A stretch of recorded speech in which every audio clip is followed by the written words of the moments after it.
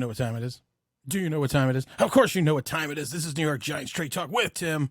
What's going on, everyone? It's a fabulous, I don't know what day it is, but it's a fabulous day. Got a lot to talk about here in the Giant land, in the Giant spectrum. Want to talk about some Daniel Jones rumors, some speculation, some things that I've heard, and some things that I've told people on Twitter that I'm going to divulge. Also want to talk about Saquon Barkley, want to talk about the New York Giants, and you know what, getting rid of, where is it? We have to find it just for him, because you know what, we should have started with the homage right away. Bringing you the smooth sounds of Kenny G. 72 million. Not worth it, as you can plainly see. That is the homage to Kenny G, who is going to be moved on from. It's already been preordained. He's gone. He will save the Giants about $6.7 million. We're not going to talk about the big dead cap number that he's going to bring alongside. We are going to bring along the fact that he did not produce here. I said it. I said it when they signed him. I said it, they overpaid for him. When Curtis Samuel got half of what he got, it just didn't make sense. The Giants, once again, were competing against themselves. I did multiple videos about it. There's nothing to talk about. He's gone. I mean, and it was a failed experiment. You have to wonder if baby Megatron was baby Megatron because of Matthew Stafford, the dome, the offense they ran in Detroit. But he was a failed, like Golden Tate. He was a failed New York Giants wide receiver that came in here with big expectations, and the Giants are just moving on. It's a shame. It's sad. A lot of people had big hopes for him. I didn't, but a lot of people did. So we have to do it one more time for Kenny G. Bringing you the smooth sounds of Kenny G. 72 million. Not worth it, as you can plainly see. I laugh, though, because everyone wants to talk about the salary cap now. Everyone wants to talk about it. Everyone's a capologist. I'm the only one that's actually been in cap meetings. But don't worry, I'm the only one that's not a capologist, but I've sat in cap meetings. You know, it's weird because of the fact that the Giants are going to have 50-something plus million. But again, if you look at their salaries on the cap itself, you don't have, after Kenny G's contract, you don't have a lot of contracts that you can get rid of. Because if you look at your big guys, and we got it up on the screen here, you got Leonard Williams, with a $32 million cap at 20, you got Kenny G, of course, is going to be gone. You got Adoree Jackson, that's just got that big $19 million cap. You still got Dexter Lawrence on that maturing 5-year deal on his rookie deal at 12. You got Andrew Thomas at 10 and 10. You got Mark Lewinsky at 8 and 8. So your cap hits 8. Your dead cap number is 8.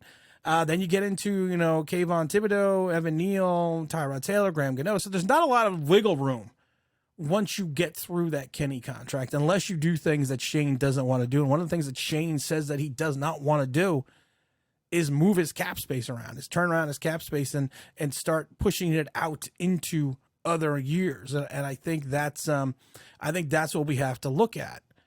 There's a lot of rumors about the Daniel Jones contracts, and it was funny though, because I was tweeting or DMing someone. And I'm not going to say his name unless he wants me to. If he's in the chat and he wants me to, then I'll say his name. I told him a couple weeks ago that there was going to be a big news about the Daniel Jones contract. And I said I didn't know what it was, but I said if someone told me there was going to be big news, and of course that is the number, the $45 million number that came out. Then I told him the other day there was some other speculations, and this was information that was given to me from a gentleman who is pretty much, I'm not going to say in the know, but he knows people that knows people that knows people. He's the same guy that told me the Giants were going to sign James Bradbury and the Giants were going to sign Blake Martinez, so I kind of trust his opinion. Joe Shane came out the other day and said that he is optimistic that the Giants are going to sign both Saquon Barkley and Daniel Jones. I keep hearing 45 to 37. The person I talked to said this, that the Giants do have a number in the mind. It's not 45. It's not 37. They're looking to stay at a $32 million average. And that's an average salary of $32 million over. He doesn't know the term, but he's saying it's going to be they're looking at a $32 million average, a lower number in year one. My mindset's probably going to be a minimum of a 4-year deal with the first 3 years guaranteed. But he's saying they want an average deal of $32 million. That means it could be $20 million in the first year, 40 in the second, 32 in the third. I don't know, but he's saying they want an average salary of $32 million, and that's the number that they're going to stick with, and that's the number they want to move on from. And they're looking to have a voidable contract year. So in other words, they're looking at basically having a team option in year 4 that they can get out of the contract, or maybe even a player option in year 4 to get out of the contract. I still just don't see it. I'm sorry. You look at him statistically, is he a $32 million quarterback? No. Is he a $20 million quarterback? Statistically, no. Is he a $15 million quarterback? Probably between 7 and 15 million. Yes. He is a Tyrod Taylor. He is a Marcus Mariota. We've gone through this ad nauseum. What I do find interesting, though, is this. Phil Simms is one of my favorite Giants. And I've said it a million times before. I remember in 79. That's the wrong button, though. I remember in 79 with Pete Rozelle. With the first overall pick, the New York Giants select quarterback Phil Simms, Morehead State. And then the boos, the cascading boos that came in. Oh, Phil, who? And this was before the internet. This was in the infancy of cable. And I laughed, though, because he had this career through 79 to what, the 92 or 93. And his last season Phil Simms was another Pro Bowl season. And this is in 93 when the defenses could mug defensive backs. They could do everything. They could hold. They could do anything within that 5-yard cushion. There was no pass interference called. And Phil Simms took the Giants to an 11-5 record, took them to the playoffs. Excuse me. They lost in that playoff game, but Phil Simms made the Pro Bowl. And it was only the second time he had made the Pro Bowl since going back to 95. I want to read his stats, though, and I'm going to have them up on the screen as well. Phil Simms' stats for the 1993 season: 400 attempts, 47 completions, 3,038 yards, 15 touchdowns, and 9 interceptions. He actually finished 8th in the MVP ballot. This was in 1993 that this was considered a good season. This was considered a Pro Bowl season. Flash forward to 2023. Daniel Jones has eerily similar stats. And for some reason, Giant fans are calling it a Pro Bowl season, a turnaround season, a season that's going to make everything go be so wonderful. No. It's comparable to Phil Simms' stats in 1993 when it wasn't the type of passing league that we have now. Am I the only one that's not seeing this? I have to find the button. Doesn't anyone notice this? I feel like I'm taking crazy pills. I have to move the modulation. Oh, how it's done. I'll have the modulation of the board working properly, hopefully in a couple of weeks, though. But that's a season. That was Phil Simms' season. 3,038 yards, 15 touchdowns, 9 interceptions, 11-5 record, 400 pass attempts, 11-5. And that was a Pro Bowl season in 1993. It's not a Pro Bowl season in 2023. It's a below average season. And even at $32 million, it doesn't make any sense. It makes 0 sense whatsoever.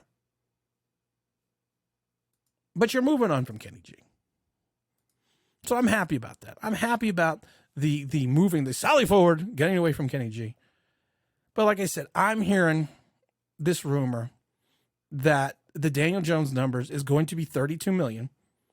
An average salary of $32 million, possibly a 4-year deal. It may not be $32 million each year, but it could be $32 million on average. I don't agree with it. I think that to get rid of Saquon Barkley, if you sign Daniel Jones to a $32 million contract, even if you have $54 million, we've done this math before, that takes you down to $34 million. You have 10.8 on the cap. That takes you down to $24 million. You're not going to, you have 20 other unrestricted free agents. You're going to build no depth. You're going to take a step back. That's the case. If you want to keep moving forward, you have to find a way to keep that rookie. You have to find a way to keep that quarterback contract acceptable in reference to performance. And if you're going to move on from Saquon Barkley, you're going to have to hope you find someone in the draft. You're going to have to hope you find someone in free agency. But when the offense runs through Barkley, I don't know. I don't know. I really don't know. I really don't know. We'll have to wait and see. Someone asked me, are you going to do a draft video? I said, no. I'll do a draft video later, but we need to actually get through free agency. We get through free agency, then I will do a draft video. How about we do that? Doesn't make any sense to do a draft video before you even get in free agency. You know what? We have Pietro coming in today on the mic. He's going to have a lot of fun things to talk about. So you know what? We're going to go to On the Mic with Pietro right now. All right, everyone. This is New York Giants Sports Talk on the mic with Pietro, coming in strong, coming in hot. I know he's got some wonderful takes. I've seen his comments many a times in the chat, and I am ready for a full 10 minutes of the Pietro juice. What's going on, my friend? How are you? I'm doing good. How about yourself? I am not bad, and you know what? I think this is. I think a lot of people enjoy doing this. So I hope you do. But I'm going to tell you right now, in 3, 2, 1, you are on the mic. So the main thing I wanted to talk about today that I was kind of watching a bunch of other shows on is the whole Daniel Jones contract. That was something that really irked me. I know the $45 million came out from like the other agency or whatever it might be, but I'm still not set on even like $35 million or even close to the tag. I know that they want to do that, but I'm not that big of a fan of it just because I feel like at this point, at least in my opinion, I don't see Daniel Jones like bringing us to a Super Bowl or winning a Super Bowl, which at the end of the day, that's kind of the whole point of your quarterback is can this guy take us all the way there? And I personally don't believe so. Obviously, we've seen with Dable and company that they're a very good coaching staff. I mean, we were fooled by Joe Judge, so like the 1 year that Daniel Jones had like an Some of us were fooled by Joe Judge. Yeah, I was. I'll admit. A dashing young gentleman wasn't. Yeah, I'll admit I was a little fooled by Joe Judge his first season, but obviously they weren't it. But right now with Brian Dable and all them, I think that they are the real deal. So I think I'm willing at least to take a couple down years, not re-sign Daniel Jones if we have to, pick up a couple, like let Tyrod Taylor play for a little bit or, kind of have a down season or two before we get a real young quarterback and kind of go from there and build the team from there. I'm willing to do that. I'm willing to wait now that I know that, okay, we have all the right people in place to let, the whole team fully blossom. But I don't know. I don't understand why we would sit there and we would actually, sign Daniel Jones. Plus, I think that it's more important if we re-sign Saquon Barkley, because if you're going to get a young quarterback, surround him with weapons. The reason why Daniel Jones is as good as he is because he has Saquon Barkley right behind him, which obviously teams are scheming up, okay, how can we stop Saquon, not how can we stop Daniel Jones. Obviously, having some decent quarterback play helps out with the run game, but I feel like you can have a young QB in there who obviously is going to make mistakes, but it's still going to work out with the amount of weapons that we're going to have around him. And I'm assuming that we're going to build up the wide receiving core. I'm assuming that we're going to build up the O-line a little more. But yeah, I don't understand why we're going to be signing Daniel Jones. I mean, I know your take, but what do you got on that? I think that the number is high. The $45 million was actually the beat writer that reported it initially actually came out and said that that number came directly from someone in the know. So I know Craig Cartman on WFAN came out and said that that he heard his sources, and Craig Cartman's full of shit. I don't believe anything he ever says. I actually believe the beat writers a little bit more, and I don't, like to me, it's key on Barkley. That's what teams are going to do. Daniel Jones was a benefit of Saquon Barkley's resurgence. You can't, I can't even see giving him $32 million. And I know when we cleared out, Bringing you the smooth sounds of Kenny G. $72 million. come on, you can sing it. Not worth it, as you can plainly see. So we're back up into the $54 million range on the salary cap. Even if you give Daniel Jones 32 with a number of 25 a year one, you sign Saquon Barkley at 12, and then you have 10.8 in your rookie class. You're not left with much for anything else. And then you got Julian Love that has to re-sign too, right? Julian Love, Darius Slayton. There's 20 free unrestricted free agents for the Giants right now. Yeah. Some of them are roster fillers, but like I said, I just don't see it. Yeah, I don't see it either. And plus, I remember from the press conference that Joe Sheen said something about like cautiously optimistic about signing them both. Right. So I'm worried that the caution is on the Saquon end, not on the Daniel Jones end, which that's what scares me, I feel like. What do you think about that? I'm hoping. I mean, like I said, Saquon was the only one they negotiated with during the season, and they negotiated with him during the bye week. They offered him the $12 million contract, which he turned down.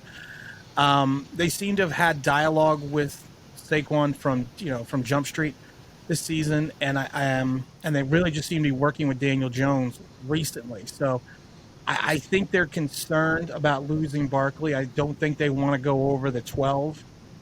I mean, it's hard to bring in a running back in a second contract at 25, 26 years old Yeah. without giving him maybe only 3 years. And I don't know if Saquon wants less than 4.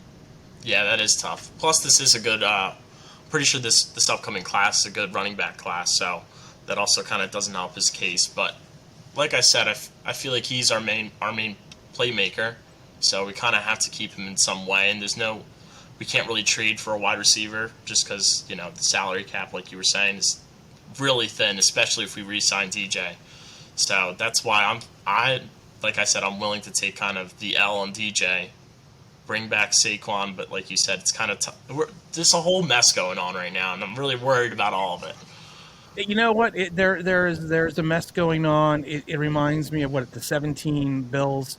Tyrod Taylor takes him to the playoffs. He signed the big contract. They dump him. Yep. They move up to draft Josh Allen, and I love it. Everyone goes, well, picking at 26, we can't get a quarterback. Well, there's nothing saying that you can't trade that pick. Yep. So it's okay to move up into the top 15. It's allowed. Yep. I have a question for you, though. Yep. If you don't want Daniel Jones back, and this is the big question for the Daniel Jones Panty Boys, they always say, well, if you don't want him back, there's nothing else out there. Yeah.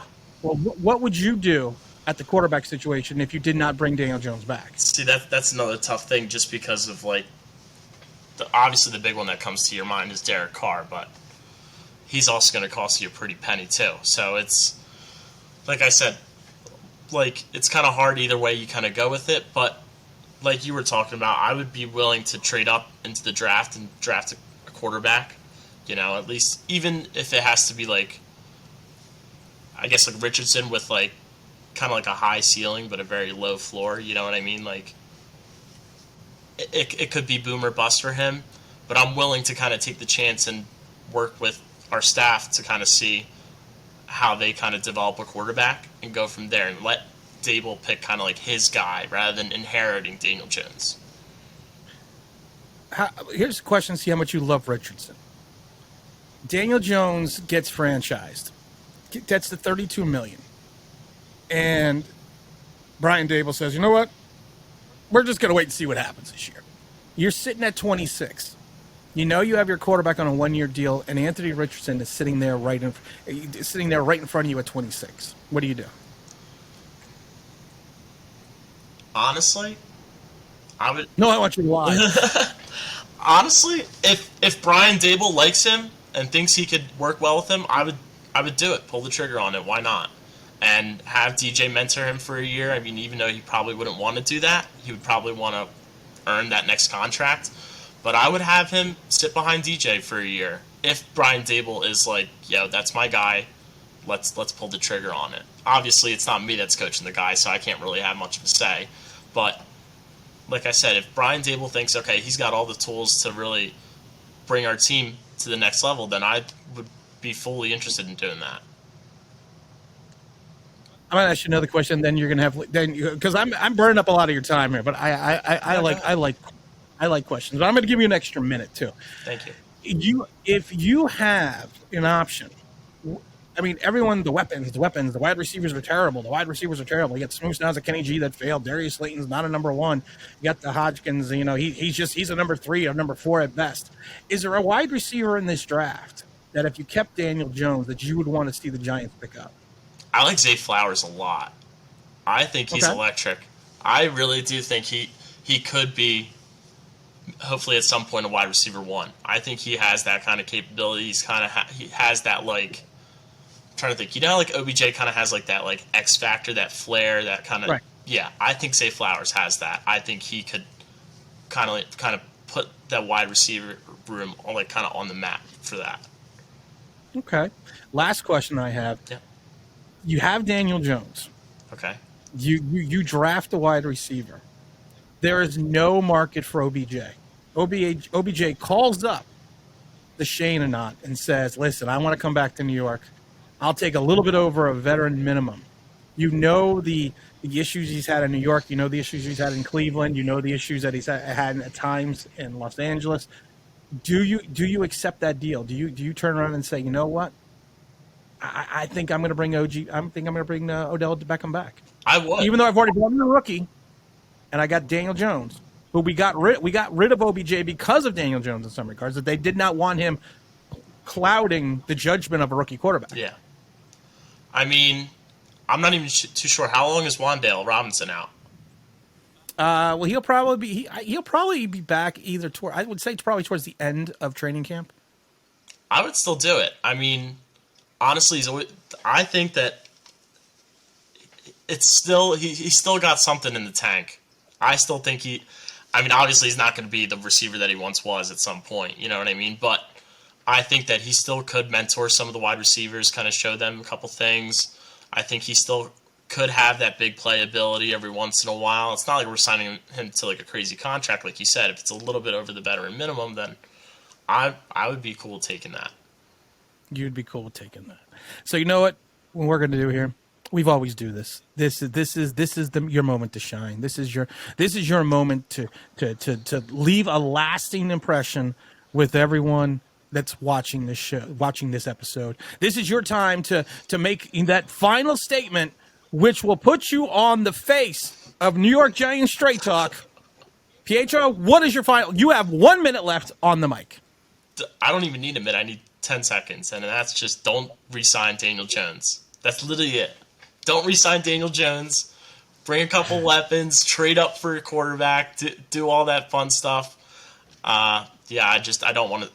In my personal opinion, I don't want to see him back. I don't think that, as much as he might be the good little golden child, I don't think we want a good little golden child as our quarterback. I mean, I know that's the whole New York, John Mara, all that fun stuff, but I want a quarterback that can take me to the Super Bowl so I can go get drunk in the streets. I would rather do that than, sit here on a Sunday and just be upset every Sunday. So that's what I want. Well, you heard it here, folks. Don't resign Daniel Jones. I think we've had echoed that sentiment many a times. Pietro, I want to thank you for coming on the mic. Like I said, it's we can only hope that your dreams come to fruition. Pray. This is Tim. This is Pietro from On the Mic. We're out of here. Thank you. Well, I think that was a really good segment. I want to thank Pietro for coming on in. We're going to have a lot of good shows coming up. We may even potentially do a live stream. I know that's going to be shocking. It'll be sometime in March, so we will let everyone know as soon as we possibly can. And again, this is Tim. This is New York Giants Straight Talk. And you know what, guys? I'm out of here.